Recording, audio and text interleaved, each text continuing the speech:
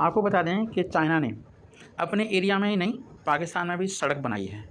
तो चाइना तो सड़क बना लिया, लेकिन इधर भारत ने रेल पोर्ट से यूरोप तक कनेक्टिविटी बनाने का प्रोजेक्ट तैयार कर लिया है। आपको बता दें ये कमाल अभी G20 की बैठक में ओपन किया गया है। भारत और अमेरिका ने मिलकर एक ऐसा प्लान बनाया है जिससे चीन पस्त हो जाएगा। हमें चीन के साथ मुकाबला डट कर करना है। चीन अपने आप को महाशक्ति बनाने के लिए वन बेल्ट वन रोड पर सालों से वर्क कर रहा है, करीब 15 और 20 ईयर से, लेकिन आज तक सफल नहीं हो पाया क्योंकि उसके मंसूबे अच्छे नहीं हैं, इंटेंशन अच्छी नहीं है। और अब भारत अपने प्रोजेक्ट से सीधे यूरोप तक पहुंच जाएगा। ये बहुत कमाल की बात होगी और भारत का डंका बजेगा, इकोनॉमी बहुत अच्छी हो जाएगी। Bharat middle east Europe economic corridor बनाए जाने का ऐलान कर चुका है और इस कॉरिडोर के बनने से इसमें काफ़ी सारा फ़ायदा होने वाला है। तो कौन कौन से देश इस प्रोजेक्ट में शामिल होंगे आपको जानकर बड़ी खुशी होगी। इसमें शामिल होने वाले देशों के नाम हैं भारत, UAE, सऊदी अरब पैसे वाले देश, यूरोपीय संघ, फ्रांस, इटली, जर्मनी और अमेरिका शामिल होंगे। हुई ना कमाल की बात। आप जानते ही होंगे कि भारत में एशिया की सबसे बड़ी रेल लाइन है और रेल लाइन बिछाने में इंडियंस को महारत हासिल है। शिपिंग और रेलवे लिंक समेत कनेक्टिविटी और बेसिक इंफ्रास्ट्रक्चर पर ऐतिहासिक पहल की गई है। अब तक ऐसा प्रोग्राम और प्रोजेक्ट किसी ने भी तैयार नहीं किया गया है। Project partnership for global infrastructure investment नाम की पहल का हिस्सा है। एक बार फिर बताएं, project partnership for global infrastructure investment नाम की पहल का हिस्सा है। आपको इम्पोर्टेंट बात बताएं, इसकी मदद से एशिया, यूरोप, अफ्रीका को जोड़ा जाएगा और व्यापार नेटवर्क को स्थापित किया जाएगा। जय हिंद, जय भारत। हम सब उस देश के व्यक्ति के बारे में बात करें जो पूरी दुनिया का बेताज बादशाह है। पैसे उसके पास सबसे ज़्यादा हैं, क्या आप गैस कर सकते हैं? और अभी अभी उन्होंने एक बड़े देश की क्या किया, यात्रा। क्या बता सकते हैं? वो है बिजनेसमैन। तो सुन लीजिए, ताइवान ने एक कड़ी फटकार लगाते हुए कहा है उस व्यक्ति से, सुनो, ताइवान चीन का हिस्सा नहीं है। एलन मस्क को ताइवान के विदेश मंत्री ने कड़ी फटकार लगाते हुए ये कहा। ताइवान के विदेश मंत्रालय ने दुनिया के सबसे अमीर आदमी और टेस्ला के मालिक एलन मस्क को कड़ी फटकार लगाई है। विदेश मंत्रालय ने एक बयान में कहा है कि ताइवान बिकने के लिए नहीं बना है और न ही यह चीन का हिस्सा है। दरअसल एलन मस्क ने ताइवान को चीन का अभिन्न अंग कह दिया और ये इसलिए कह दिया क्योंकि एलन मस्क का बहुत सारा पैसा चाइना में पड़ा हुआ है। अगर उन्होंने कुछ गड़बड़ की तो उनका पैसा मारा जाएगा और वो तो बिजनेसमैन है, उन्हें पॉलिटिकल बातों से कोई मतलब ही नहीं है। दरअसल एलन मस्क ने ताइवान को चीन का अभिन्न हिस्सा कह डाला। एलन मस्क ने यह बयान लॉस एंजलिस में ऑल इन समिट में दिया है। जब ये समिट हो रही थी तो ये ओपन हो गई बात और वायरल हो गई बात। ताइवान के विदेश मंत्री ने दुनिया के सबसे अमीर आदमी को, टेस्ला के मालिक एलन मस्क को कड़ी फटकार लगाई है।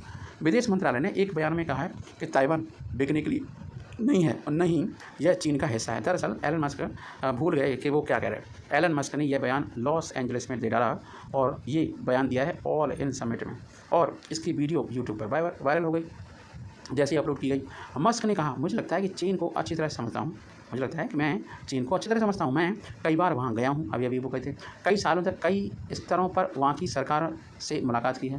मुझे लगता है कि चीन के एक बाहरी व्यक्ति के रूप में मुझे बहुत अच्छी समझ है। सुनो, ताइवान का हिस्सा नहीं है ताइवान ने कहा है। ताइवान के विदेश मंत्री जोसेफ वू ने बुधवार देर रात कड़ी शब्दों में एक्स पर कहा, सुनो, ताइवान चीन का हिस्सा नहीं है और निश्चित रूप से बिकने के लिए नहीं है। बता दें कि साल 1949 में गृह युद्ध में, सिविल वॉर में चीन से अलग हो जाने के बाद ताइवान चीन से स्वतंत्र रूप से शासित देश रहा है। वहीं चीन ताइवान को अपने क्षेत्र के हिस्से के रूप में देखता रहा है। चीन ज़बरदस्ती ताइवान को अपने हिस्से में मिलाना चाहता है। ये तो बहुत ही गलत बात है। ताइवान को पहले भी नाराज़ कर चुके हैं एलन मस्क। ताइवान की लोकतांत्रिक रूप से चुनी गई सरकार चीन की संप्रभुता के दावों को हमेशा से खारिज करती रही है और कहती रही है कि केवल ताइवान के लोग ही अपना भविष्य तय कर सकते हैं। यह पहली बार नहीं है। एलन मस्क ने ताइवान को नाराज़ किया है। पिछले साल अक्टूबर में उन्होंने सुझाव दिया था कि ताइवान का कुछ नियंत्रण बीजिंग को सौंपकर चीन और ताइवान के बीच तनाव को हल किया जा सकता है। जो तनाव है, टेंशन है, जिस पर तनाव ताइवान ने उस समय की कड़ी फटकार लगा डाली। विदेश मंत्री वू ने अपनी ट्वीट में कहा कि उन्होंने उम्मीद है कि एलन मस्क चीनी कम्युनिस्ट पार्टी से अपने लोगों को ट्विटर तक पहुंचने की अनुमति देने के लिए भी कह सकते हैं, जो वर्तमान में चीन में बैन है। बैन का मतलब चीन में ट्विटर नहीं है, ट्विटर की जगह पर वो कुछ और चलाते हैं। जय हिंद, जय भारत। यहाँ पर इंफ्रास्ट्रक्चर विकास में भारत 3 साल में चीन से आगे निकल जाएगा, ये कहना है BRO के DG। जैसा कि हम सब जानते हैं, सीमा सड़क संगठन के महानिदेशक लेफ्टिनेंट जनरल राजीव चौधरी ने संवाददाता सम्मेलन में बताया कि हम बिजली की गति से आगे बढ़ रहे हैं। पहले जैसे नहीं हम। आज का भारत दुनिया की उभरती हुई अर्थव्यवस्था है। भारत चीन सीमा विवाद के बीच भारत अपनी सुरक्षा व्यवस्था में वृद्धि कर रहा है। ये वो 1960 का दौर नहीं है और वास्तविक नियंत्रण रेखा लाइन ऑफ एक्चुअल कंट्रोल पर बुनियादी ढांचे के विकास में जुटा हुआ है। जिस गति से, जिस तरीके से भारत के LAC पर विकास कार्य हो रहे हैं वो प्रशंसनीय है। भारत के लिए, भारतीयों के लिए गर्व के पात्र हैं। उनको देखते हुए भारत अगले 3 वर्षों में चीन से आगे निकलने में सक्षम हो जाएगा। सीमा सड़क संगठन BRO के महानिदेशक DG डायरेक्टर जनरल और lieutenant general Rajiv Chaudhary NDTV को बातचीत करते हुए सूचना दी, अगर विकास कार्य इसी गति से जारी रहेंगे तो हम न केवल चीन की क्षमताओं की बराबरी करने में सक्षम होंगे बल्कि उससे भी आगे निकल सकते हैं। उनके अनुसार पिछले 30 महीनों में 300 से अधिक परियोजनाएं शुरू की गई हैं। उन्होंने कहा कि हर तीसरे दिन हम एक प्रोजेक्ट पूरा कर रहे हैं। हमारी लगभग 70% परियोजनाएं LAC यानी लद्दाख और अरुणाचल प्रदेश में हैं। उन्होंने ये भी बताया कि हम चीन से पीछे हैं, लेकिन हमें याद रखना होगा कि उनकी विकास यात्रा 1960 के दशक में शुरू हुई थी।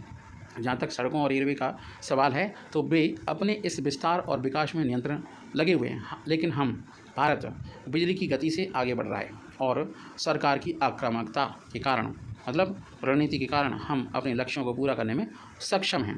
उन्होंने सीमाओं पर बुनियादी ढांचे के विकास के मामले में UPA और NDA के दृष्टिकोण के बीच तुलना करते हुए बताया, पिछली सरकारें अपने दृष्टिकोण में रूढ़िवादी थीं। उनका विचार था कि यदि चीन सीमा पर सड़कें बनाई गई तो उनका उपयोग भारत के खिलाफ किया जाएगा। तो इस डर से जी रहे थे कुछ लोग और वो आज कह रहे हैं कि चाइना आपके सामने खड़ा हुआ है, लेकिन यह सरकार आक्रामक है। इस आक्रामकता का कारण हमें अपने लक्ष्यों को पूरा करने में सक्षम है।